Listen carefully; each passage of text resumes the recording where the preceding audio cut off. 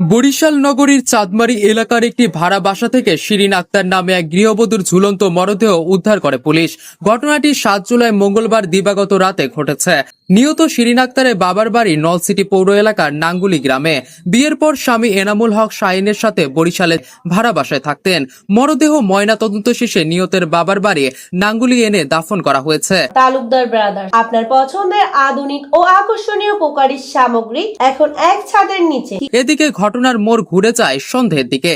স্বামী ও শ্বশুরবাড়ির লোকজন বিষয়টি আত্মহত্যা বলে জানান দিলেও দাফনের পরে নিহতের পরিবার অভিযোগ তুলেছে এটি হত্যা। গণমাধ্যমের কাছে অভিযোগ করে নিহতের পরিবার জানিয়েছে, যৌতুকের দাবিতে নির্যাতনের পর হত্যা করে মরদেহ ঝুলিয়ে রেখে আত্মহত্যার মিথ্যে নাটক সাজিয়েছে স্বামী ও শ্বশুরবাড়ির লোকজন। পুলিশ জানায়, জিজ্ঞাসাবাদের জন্য স্বামী এনামুল হক শাহিনকে আটক করা হয়েছে।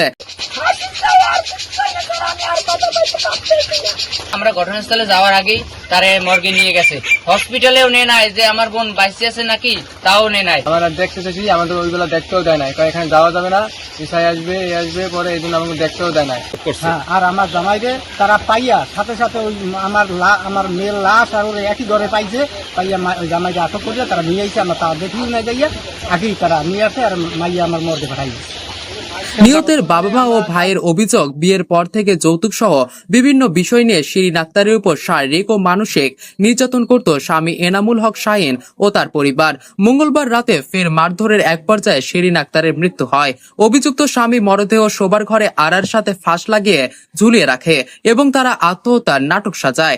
বরিশাল কোতোয়ালি থানার অফিসার ইনচার্জ আল মামুনুল ইসলাম বলেন, পারিবারিক কলহের জেরে আত্মহত্যার নাটক সাজানোর চেষ্টা হতে পারে। নিহতের বাবা বাদী হয়ে এনামুল হক শাহিন সহ আরো দুজনকে আসামি করে অভিযোগ দায়ের করেছেন। তাদের গ্রেপ্তারের চেষ্টা চলছে।